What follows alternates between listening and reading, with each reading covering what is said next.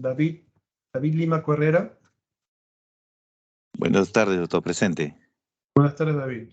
Adela Pazapera.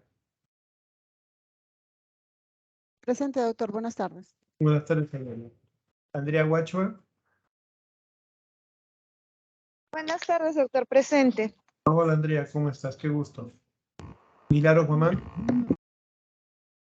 Buenas tardes, doctor. Presente. Yes, buenas tardes, Milagros. Voy a grabar la sesión. Estoy grabando. Disculpe.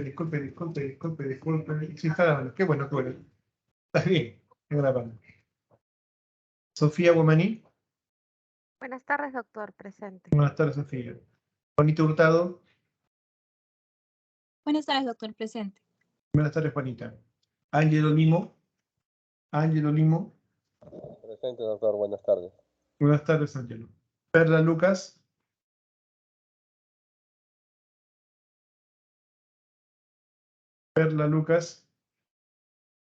No está. Yanela Medina de la Cruz. Presente, doctor. Buenas tardes. Buenas tardes, Yanela. Miguel Ángel Melgarejo. Buenas tardes, doctor. Presente. Buenas tardes, Miguel Ángel. Mónica Jacobi. Buenas tardes, doctor. Presente. Buenas tardes, Mónica. Luis Nieto Durán. Presente, doctor. Buenas tardes. Buenas tardes, Luis. Marcelo Ñaupari. Buenas tardes, doctor. Presente. Buenas tardes, Marcelo. Sharon Obispo. Buenas tardes, doctor. Presente. Buenas tardes. Buenas tardes, Sharon. Carlos Ochoa. Buenas tardes, doctor. Presente. Buenas tardes, Carlos. Ailín Ortega. Buenas tardes, doctor. Presente. Buenas tardes, Ailín. Karen Pancorbo.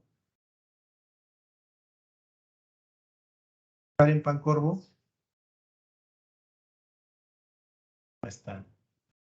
Cristian Párraga. Buenas tardes, doctor. Presente. Buenas tardes, Cristian. Paul Leiva. Doctor, buenas tardes. Presente. Buenas tardes.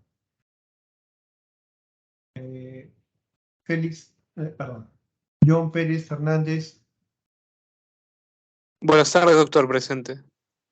Buenas tardes.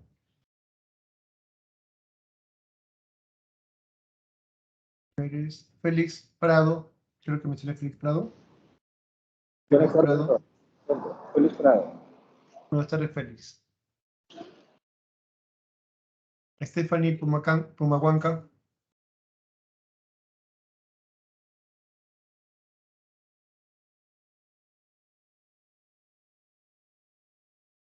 No está.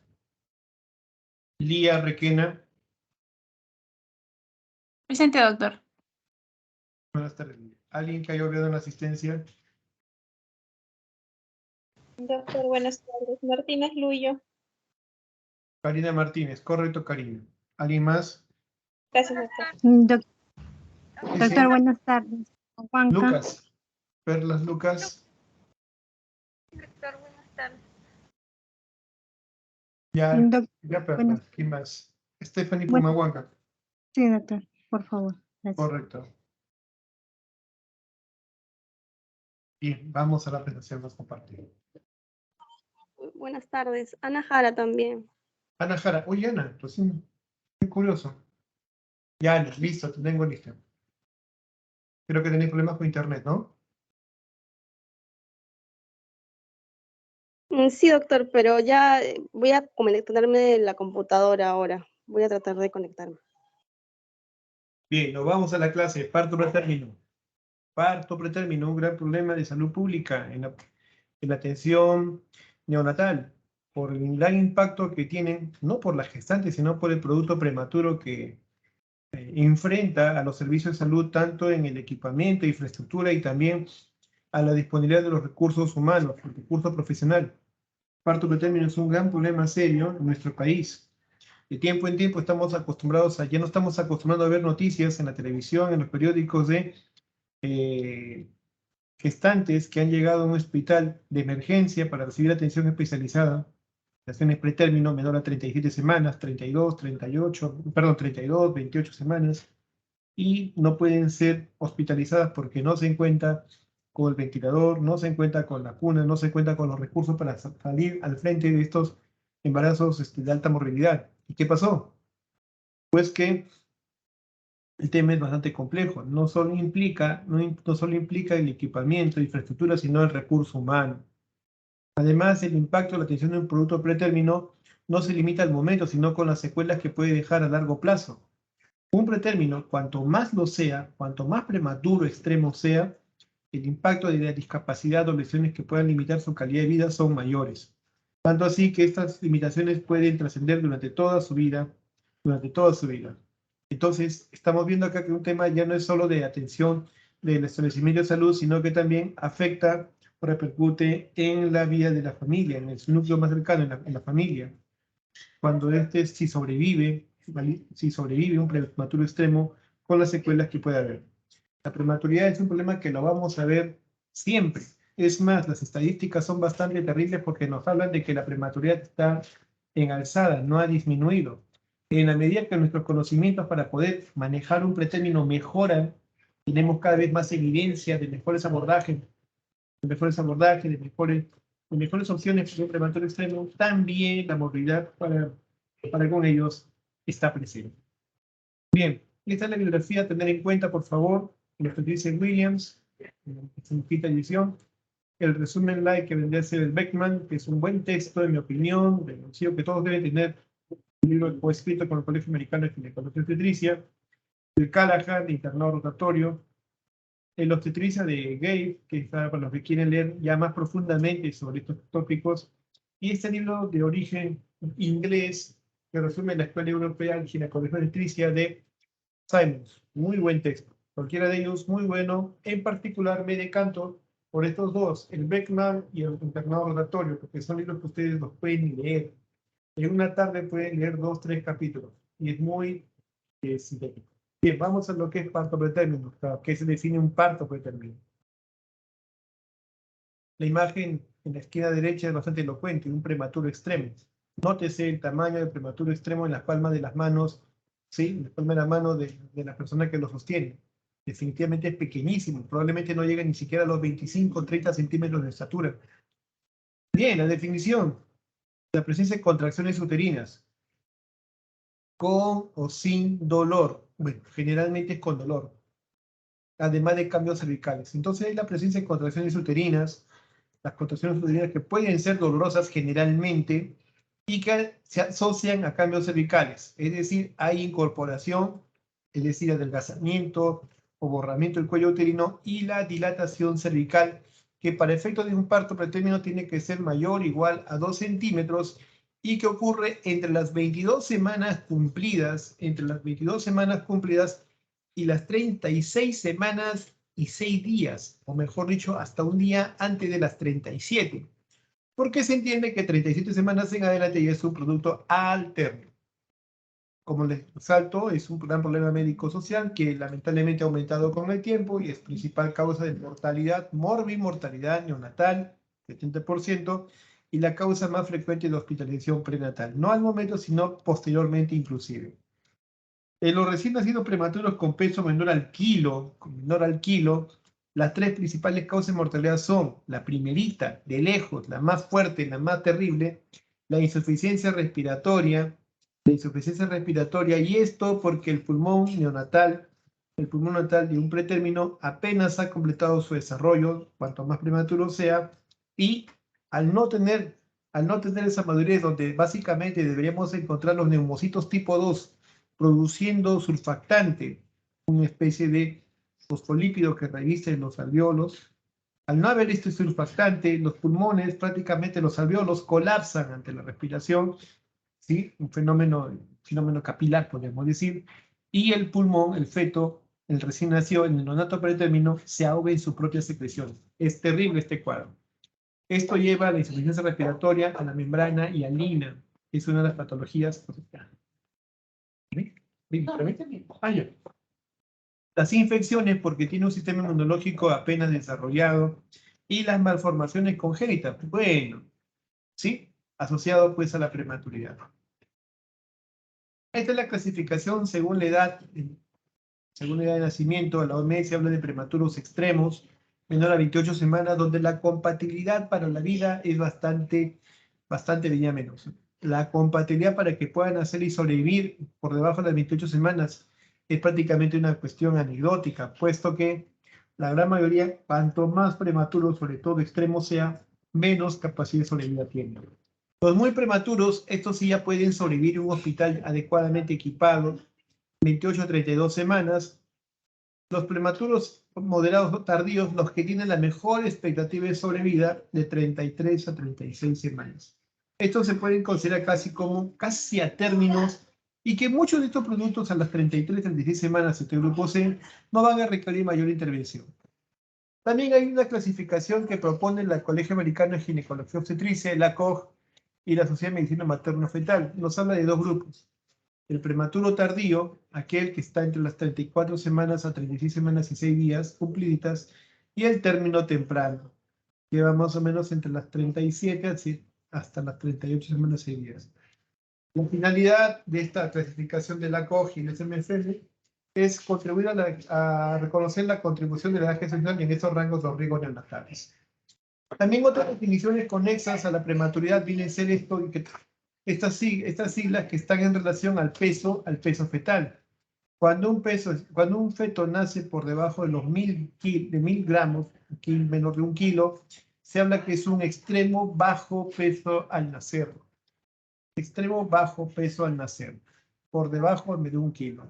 Cuando está entre 1,5 kilos a 1 kilo, se habla de muy bajo peso al nacer. Cuando pesa entre 2,5 kilos a 1,500, bajo peso al nacer. Y hay un detalle importantísimo. Se habla de un pequeño para edad gestacional cuando el ponderado fetal de ese feto para esa edad gestacional está por debajo del percentilo 10. Un pequeño para edad gestacional que puede confundir con un pretérmino es aquel feto que para la edad esperada debería tener un peso, está por debajo del percentilo estadístico 10. Y un grande para la edad gestacional, aquel que es grande, ¿sí?, cuando el ponderado fetal está por encima del percentilo 90. Grande y pequeño. Son dos formas de conceptualizar al feto según el peso y el percentilo esperado para la gestación. Bien, la incidencia de la prematuridad a nivel global está en el 11%. Y lamentablemente esto va en inequidad a los recursos sanitarios de cada país. Eso hace que los países en vía de desarrollo como el nuestro tengan las tasas más altas. Cuando son gestaciones menores a 32 semanas, son 1,2% de todos los nacimientos. Sin embargo, siendo menor de 32 semanas y siendo un poco el porcentaje menos del 2%, el 50% de morbilidad neurológica a largo plazo y 60% de mortalidad perinatal. En un estudio de revisión del Instituto Materno Perinatal, Maternidad Divina, del 2000 al 2018, la incidencia está entre un 8 a 10%. En el Hospital San Bartolomé, en un estudio 2007, la incidencia está en 8.3% de parto pretérmino. Con 8.9% recién nacido prematuro. En el Rebagliati, que viene a ser el Hospital Instituto de la red asegurada, y hay que tener en cuenta que la población asegurada tiene un perfil no solo económico, sino también sociocultural diferente. La mortalidad de recién nacido con peso menor de 2,5 kg fue 9.5%. Hay un detalle que debemos tener en cuenta, dado que nuestro país es un resumen de toda la geografía mundial. Nuestro país, el Perú, orgullosamente es un resumen de la geografía mundial. Tenemos diversos asentamientos humanos a diversos niveles, a diversas alturas, la sierra, la región Quechua, Yunga, sí, qué bueno. Pero miren esto, por encima de 3.200 metros sobre el nivel del mar, casi buena parte de las ciudades grandes, Sierra, Cusco, Huancavelica, Puno, Cerro de Pasco, ¿sí? Huaraz, que está por Huancayo, que está por 3.200 metros, duplica la incidencia de parto pretérmino encontrado a Lima. ¿Por qué será? Es un estudio observacional. Habría que discutir cuál es la fisiología para que esto se dé. Bien, pero miren también esta otra gráfica, tomada de Williams, de cómo ha ido la supervivencia neonatal. Si bien la incidencia de partos pretérminos se mantiene casi constante en el tiempo con tendencias a aumentar, también la supervivencia neonatal ha mejorado. Hoy disponemos de más intervenciones, si no son equipos, si no son equipamiento, medicamentos, de que puedan hacer de que nuestros prematuros puedan tener una mejor expectativa de vida. Correcto, sí, una mejor sobrevida, pero definitivamente nadie quiere pasar por esta situación.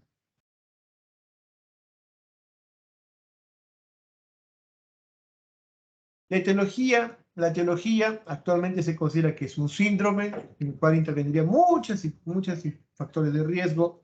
No hay consenso claro sobre la etiología, solo que esta debería ser multifactorial.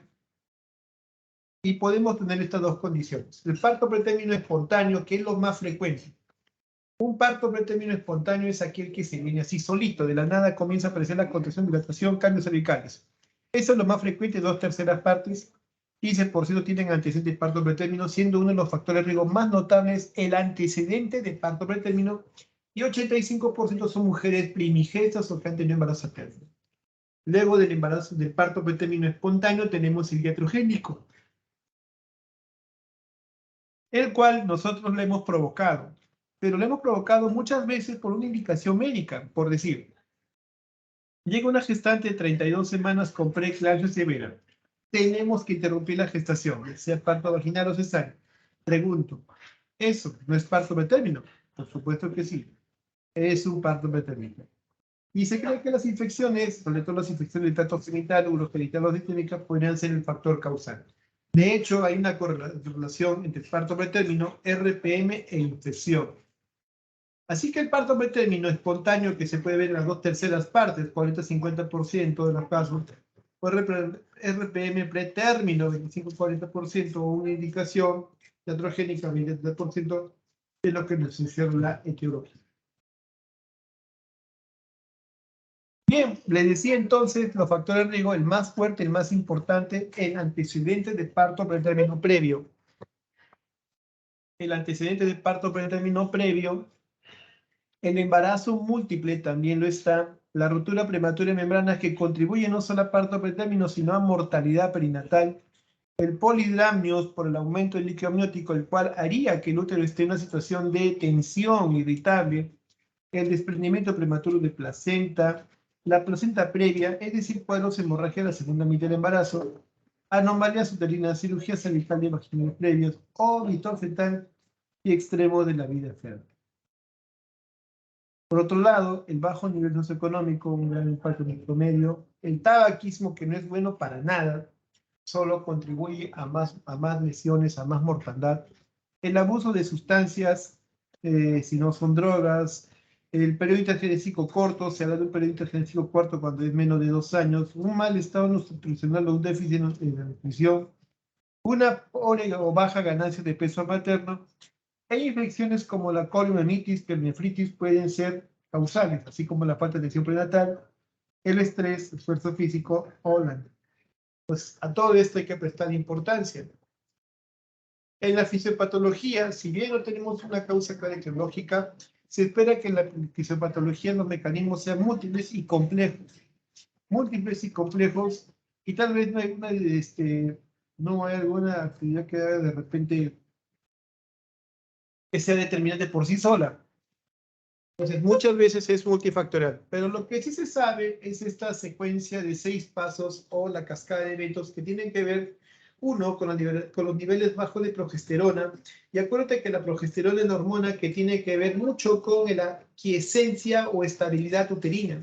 En cierta forma, la progesterona es la que propicia una quietud o una calma en el útero uterino. Un aumento de la hormona liberadora de corticotropina, que estaría implicada con la activación decidual más adelante, con un aumento de producción de prostaglandinas locales a nivel del cuello uterino, la liberación de oxitocina, el aumento de la producción de citocina. Todo esto tendrá que ver con la fisiopatología del RPM. Bien, aquí integramos en esta gráfica del Beckman y Williams, se integra los diversos eventos que pueden estar implicados, ¿no? Por ejemplo, un estado inflamatorio que puede ser consecuencia de una infección que afecta al colon o deciduo, como puede ser una colonitis o el cuadro generalizado, se va a liberar interleuquinas que van a llegar al colon deciduo y estas a su vez van a liberar proteasas y partes determinadas. En el caso de la hemorragia decidual, como es el desprendimiento prematuro de placenta, la activación de citomediadores como la trombina o receptor de trombina pueden llevar a la detectación del colon deciduo. La distensión patológica, como puede ser un embarazo múltiple, un polidramios o una anomalía uterina en el cual el útero está tensión, también puede llevar a lo que es parto preterino. Las complicaciones de un prematuro extremo, perdón, de un prematuro si tuviera que nacer, va en relación a múltiples aparatos sistemas. Por ejemplo, les decía, el mayor impacto es el respiratorio, el síndrome de distrés respiratorio neonatal, la hipertensión pulmonar persistente, la displasia broncopulmonar, la hemorragia intraventricular de causa neurológica, la leucomalacia periventricular también neurológica, la enterocolitis necrotizante intestinal, la sepsis, porque son productos que van a ser invadidos, manejo invasivo, van a tener que estar con catéteres que van a ser puertas de entrada para diversos patógenos. Y claro, el sacarlo muy prematuramente sin haber completado el desarrollo de la bomba cardíaca y diversos vasos puede llevar a una persistencia en los conductos arteriosos que le va a llevar a secuelas a largo plazo. Entonces vemos que el espectro de complicaciones de la prematuridad son bastante altos en la medida que sea muy prematuro. Ahí vemos esta placa gráfica de un distrés respiratorio por membrana, sí, la complicación más frecuente y prematura es la membrana hialina. Aquí vemos la intercolitis necrotizante, la persistencia de conducto arterioso y daños cerebrales. Todos estos entran a lo que vienen a ser las complicaciones neonatales. Miren, en las complicaciones neonatales tenemos índole pulmonar, síndrome de dificultad respiratoria, fuga de aire, displasia broncopulmonar. A largo plazo va a haber displasia broncopulmonar, enfermedades respiratorias, asma. Para problemas, por ejemplo, inmunológicos, problemas a corto plazo, las infecciones intrahospitalarias respiratorias, urinarias, digestivas, deficiencia inmunológica, o las infecciones virales incitales respiratorias fenotípicas. El espectro de complicaciones a corto o largo plazo son un abanico de muchas y muchas posibilidades y terribles. Bien, ¿cuáles son los criterios diagnósticos para poder tener idea de cómo abordar o cómo diagnosticar esta entidad? Tenemos una de ellas, por ejemplo, que es la dinámica uterina. De hecho, por la frecuencia dinámica uterina y los cambios cervicales, podemos subrogар si es una amenaza o es un parto pretérmino. Así tenemos que si las contracciones uterinas son de al menos 4 en 20 a 30 minutos, 8 por hora, y el cuello uterino se dilata en más de 2 centímetros, o una incorporación menos del 80, perdón, dilatación menos de 2 centímetros, o incorporación menos del 80%, estaríamos en una amenaza. ¿Sí? Los puntos de corte 2 centímetros y 80%. Pero, si por ecografía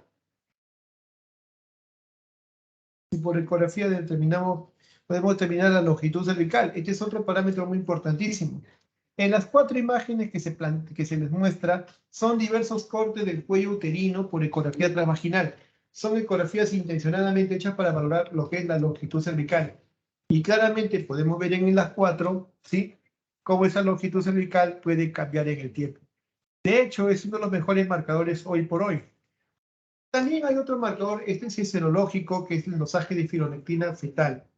Bien, en la práctica, uno de los marcadores más útiles es el de la longitud cervical. Bien, ¿cómo podríamos abordar esto del parto pretérmino? Tenemos el abordaje de una prevención primaria. Es decir, predecimos el riesgo y tomamos acciones. Esto se puede hacer en el primer trimestre, entre las 11 semanas y 13 semanas y media, o el segundo trimestre de las 18 hasta las 24 semanas. Todas las intervenciones van destinadas a evitar que aparezca un nuevo caso de parto pretérmino. Buenas tardes. Entre las estrategias que tenemos, por ejemplo, ¿sí?, podemos valernos a través de ciertos algoritmos que se han diseñado. Hay algoritmos que están disponibles en Internet. Uno de ellos muy útil es el creado por la Fundación de Medicina Fetal en Londres, y tiene una capacidad de detectar un 38.2% de parto pretérmino en mujeres con embarazos previos y hasta 18.2% de mujeres sin embarazo previo. Falso positivo, 10%. Es decir, algoritmos que se pueden llenar. Esto habría que tener, obligaría que todas las computadoras tengan activa pues, la conexión a Internet y aplicar esos algoritmos que están disponibles. El otro es por longitud cervical. Una longitud cervical es una buena valoración, ¿sí? El otro es la longitud de medición de longitud cervical por ecografía transvaginal combinado con historia clínica y dosaje de fibronectina fetal. Es un sistema que tiene una sensibilidad de 100% y especificidad 95%, es uno de los valores más altos. Las intervenciones que podríamos tener en cuenta, por ejemplo, son el uso de progesterona. muy útiles en embarazos únicos y con una longitud cervical menor a 15 milímetros, una longitud cervical que está muy relacionada a parto pretérmino, ¿sí? O embarazos múltiples y longitud cervical menor a 25 milímetros. O el cerclaje cervical, que viene a ser un procedimiento por el cual quirúrgico hacemos un lazo de sutura al cuello uterino para obliterarlo. Lo único inconveniente del cerclaje cervical que como procedimiento quirúrgico puede tener sus iatrogenias. Podemos romper las bolsas, podemos infectar el cuello uterino, puede llevar a otras molestias bastante funestas. Y un método que sí lo menciona, pero no mostró mucha evidencia en el tiempo, es contradictorio, es el pesario de Arabi. El pesario de Arabi, colocado en vagina cuello uterino, puede mejorar, ¿sí? Los estudios que han reportado la incidencia de parto pretérmino, pero en la práctica es eso, ¿no? O sea, es una opción a tener en cuenta.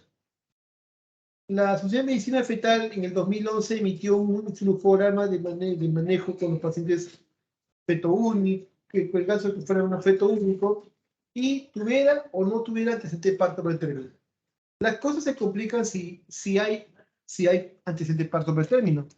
¿Por qué? Porque pueden hacer longitud cervical breve, y esas pacientes deberían recibir, si son antecedentes de parto pretérmino, 17 alfa-hidroxiprogesterona en ampolla.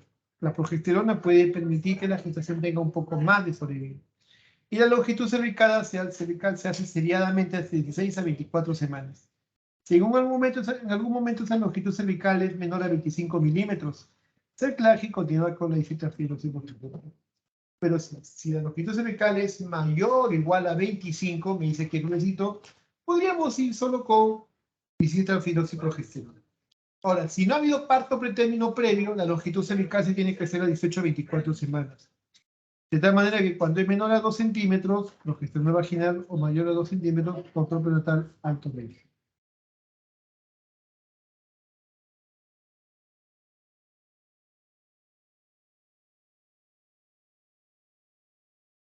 Estamos acá.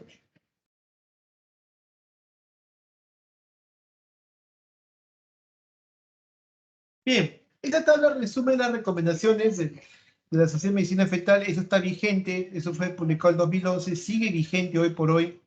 Y tome en cuenta, solo es para digregar lo que estaba anteriormente en el algoritmo, en esa cuestión. Si la paciente es asintomática y tiene una gestación única, sin parto pretérmino previo espontáneo y longitud cervical desconocida normal, ¿sí? No hay evidencia de tratamiento, no se aconseja, ¿sí? Pero si es un feto único con parto pretérmino previo espontáneo, es decir, ahora sí hay parto pretérmino, la administración de progesterona como difitalfibroxiprogesterona o caprobato puede darle un beneficio. Y esto sobre todo, ¿no? Pues las 16 a 36 semanas. Ahora, si la longitud cervical de Yapita es menor a 25 milímetros y menor a 24 semanas, cerclaje cervical se beneficia del cerclaje cervical. Ahora, si es una gestación única sin parto pretérmino espontáneo, correcto.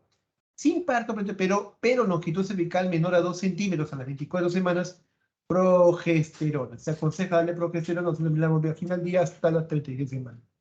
En el caso de los embarazos múltiples, que ya hemos visto que son factores de riesgo, no hay evidencia en embarazos múltiples que dando progesterona se vaya a prolongar la gestación o vaya a haber algún beneficio. En el caso de las sintomáticas, en las que están sintomáticas y están en parto pretérmino, lamentablemente ya están en parto pretérmino, darle estos medicamentos, no hay evidencia de beneficio. Bueno, se entiende que ya está en parto pretérmino. Y si es una ruptura prematura de membrana pretérmino, también no hay evidencia de beneficio. Bien, eso fue con las primeras medidas, ¿no? Las medidas primarias, atención primaria, como una prevención. ¿Y qué pasaría si estamos frente a la enfermedad o a las consecuencias? Entonces, se puede hacer intervención. Acá podemos tomar diversas medidas, ¿no? Quien está en etapas iniciales de trabajo en parto pretérmino, detener y revertir las molestias. ¿Qué intervenciones están reconocidas? La tocólisis. La tocólisis es un tratamiento farmacológico por el cual lo que se da son medicamentos que pueden ser nifedipino, calcioantagonistas, sulfato de magnesio, o nifedipino, sulfato de magnesio, o beta-2 agonistas, que van a frenar la frecuencia de contracciones uterinas, van a hacer más abordable el manejo de estas pacientes, va a permitir darles una ventana de tiempo para que la corticoterapia antenatal pueda hacer efecto. Porque ¿qué es lo que te preocupa como complicación de pretérmino? Que puede haber, ¿no? Que puede haber lamentablemente displasia pulmonar, distrés respiratorio. Entonces, ¿cómo podemos mejorar ese pulmoncito para que pueda estar acorde? Darle corticoterapia antenatal, 24 a 34 semanas. Pero esta corticoterapia no será posible si no damos un agente tocolítico. Así como la neuroprotección fetal, sí que es un procedimiento farmacológico en el cual se le da sulfato de magnesio y que beneficia al feto en el contexto de que reduce notablemente las complicaciones neurológicas como disfunción de neurona motora superior o parálisis cerebral. El brindarle junto con la corticoterapia antenatal lo que es la neuroprotección fetal es una medida coherente que permite al feto, permite al recién nacido pretérmino tener una mejor solidez neurológica. Limita bastante el curso de una parálisis cerebral. Y la antibiótico-terapia en los casos de RPM o la atención de parto en los centros que cuenten con los recursos necesarios para la atención, que puede ser un nivel 3-1 en adelante. Con respecto a la maduración pulmonar, corticoterapia antenatal, es la administración de corticoides como la betametasona o dexametasona. Tiene múltiples beneficios en la maduración pulmonar por la disminución de leucomalacia periventricular, peroxidina neutroconizante, melanina, es un gran beneficio. Ahí les dejo las recomendaciones de la corticoterapia antenatal, un procedimiento farmacológico que ustedes de seguro ya están viendo mucho en los hospitales. El otro, la neuroprotección fetal, y yo le decía que disminuye notablemente el riesgo de aparición de parálisis cerebral. Esta es una observación muy buena que salió en el año 2008. El estudio de la corticoterapia antenatal data del año 72, de los trabajos de Liggins que se hicieron en becerros, que accidentalmente vieron las consecuencias de becerros que le dieron corticoides, cómo disminuir la prematurez. En la neuroprotección es un estudio amplísimo que se hizo en el año 2008, el estudio Magnet en Australia, y encontró que el sulfato de magnesio, además de ser preventivo para eclampsia, tocolítico también, tenía una acción importantísima en proteger de la invención en neurona motora superior en cuando se daban los casos de CBMs. La tocólisis es un procedimiento farmacológico que va a parar, inhibir las contracciones. No es que desaparezca el dolor, va a disminuir las contracciones y va a dar el tiempo para que la corticoterapia antenatal haga efecto. Como agentes tocolíticos tenemos estos grupos, de primera línea, los calcioantagonistas como el nifedipino. En mi opinión, un medicamento bueno, bonito y barato. El segundo, los beta-2 agonistas como la retodina y sulpride, considerados como el gold estándar, pero ya fueron superados por nifedipino, además que son caritos y no siempre están disponibles. O los AINES, indometacina segunda línea, sulfato de magnesio, atosiban. De atosiban se hablaba mucho en el futuro de que iba a ser un medicamento perfecto para inhibir las contracciones uterinas, pero se vio que el atosiban, y al ser competidor selectivo con la oxitocina, era muy caro y en la práctica su papel solo ha quedado relegado para aquellas pacientes que requerimos acetocólisis, pero que tienen alguna cardiopatía en la cual se contraindica el uso de los calcioantagonistas o los beta-2 agonistas, ¿se entiende? Entonces, en esos casos particulares se puede emplear atosiban. En nuestro medio, el atosiban no es popular, no conozco de instituciones que lo tengan disponible, es de uso privado. El nifedipino, medicamento bueno, bonito y barato, porque el nifedipino lo podemos usar no solo como tocolítico, sino tratamiento de la crisis hipertensiva, ¿sí? En pacientes que están haciendo un cuadro de eclampsia o de hipertensión arterial crónica descontrolada. Es una buena opción el nifedipino y tenemos dos presentaciones en nuestro medio. En Hospitala tenemos la presentación RETAR, que es de 30 miligramos, ¿sí? La presentación RETAR y la presentación de 10 miligramos, que es la que más se usa, pues. Y aquí están los esquemas que hay para cada uso de nifedipino. Lo dejo en las tablitas. El sulfato de magnesio, les decía que también es un medicamento, también el sulfato de magnesio es un agente tocolítico. Se puede emplear en el mismo esquema que se usa en Estados Unidos para eclampsia síndrome. La tocólisis no es perfecta, pues no se puede hacer en una paciente en la cual haya preeclampsia severa y que requiera interrumpir la gestación. ¿Qué tocólisis vamos a hacer ahí? Desprendimiento prematuro de placenta, sangrado, cualquier patología que vaya con hemorragia de la gestación, polio, meningitis franca, óbito fetal. Anomalía fetal incompatible con la vida. Es residuo importante. Estudio de madurez fetal. Entonces, esas son contraindicaciones absolutas y las relativas tendrían a ser un trastorno hipertensivo que no requiere parto inmediato, un desprendimiento prematuro leve de placenta previa estable, diabetes mellitus, sufrimiento fetal. Sí, son diversas condiciones que pueden ser contraindicación relativa. Bien, resumiendo las acciones que están recomendadas y las no recomendadas, uno de los problemas que se ve puede ser las infecciones urinarias en la gestación. Estas están asociadas a prematurez, podríamos hacer dosaje de bacteriuria sintomática buscando quién tiene ese riesgo de infección urinaria y por ende puede llevarnos a ITS. El otro es la medición de longitud cervical en población de riesgo. La longitud cervical por debajo de 25, 15 milímetros son alertas rojas. La progesterona en pacientes con antecedentes de parto pretérmino previo, progesterona vaginal, inserviz corto, cerclaje, neuroprotección fetal, corticoides, tocolis son medidas muy recomendadas y los antibióticos también. Bien. Bien, gracias. Gracias a ustedes, chicos. Vamos a la discusión o preguntas que puedan hacer. Con todo gusto para resolverlas, ¿ya?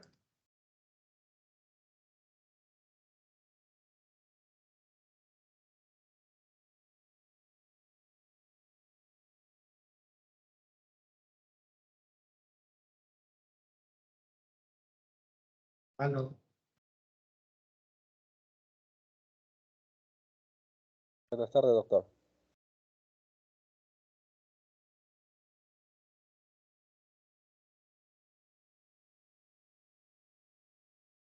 Respecto al uso de fármacos tocolíticos, ¿hasta cuánto tiempo se puede usar para prolongar los corticoides? Bien. Los corticoides generalmente su acción se ve a las 48 horas de la última dosis.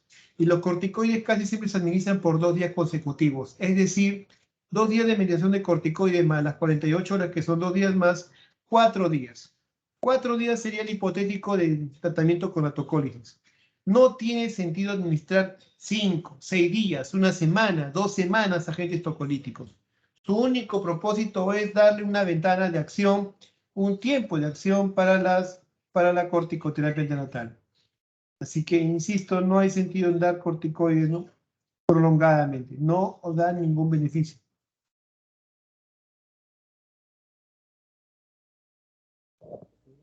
Muchas gracias, doctor.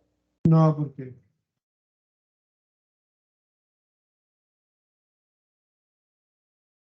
¿Alguna otra pregunta?